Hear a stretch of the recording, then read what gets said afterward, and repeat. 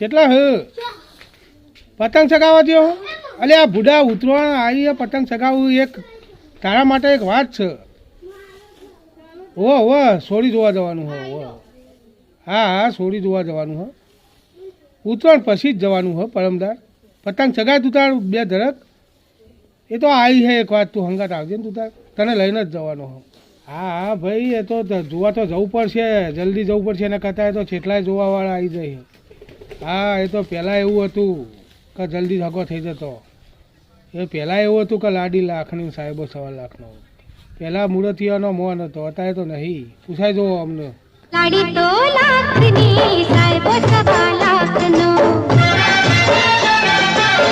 લાડી તો લાખની સાહેબો 1.25 લાખનો. ઓલ્યા સાહેબાને મન તો લાડી 1.25 લાખની જ હોય ભાઈ.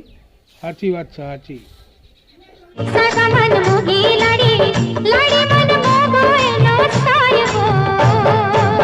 અમારા વખત તો લગ્ન કરીએ એટલે જ મોટું જોવા મળતું ઠેઠ.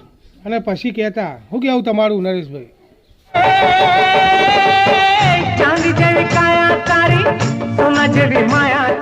બધું જોતા એટલે પછી કહેતા એનો વખાણ કરતા ને એવું કરતા.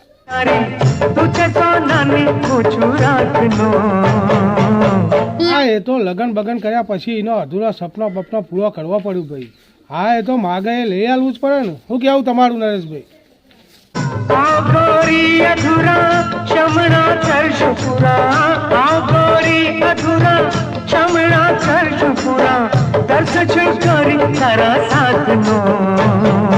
હા હગાઈ થઈ ગયા પછી એને લગન બગન કર્યા પછી રોણી બનાવો તમે નરેશભાઈ. હો રોણી બનાવીને પછી મોણો તાણ આનંદ કરો, બીજું શું તાણ.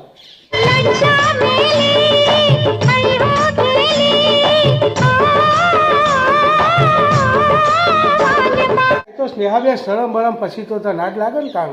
લગન બગન થઈ ગયા પછી હોને શરમ લાગવાની છે. આ વાત સાચી છે. પહેલાં તો હતું જ કે લાડી લાખની સાહેબો 1.25 લાખનો. અત્યારે તો મારું બધું એવું શું રહ્યું છે.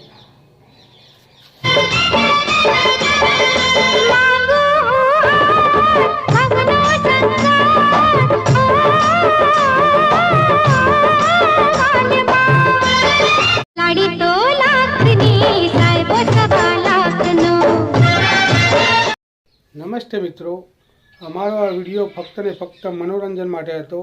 અમારો આ વિડીયો કોઈ કલાકારના દિલને ઠેસ પહોંચાડવા માગતો નથી. અમે દરેક કલાકારનું દિલથી સન્માન કરીએ છીએ.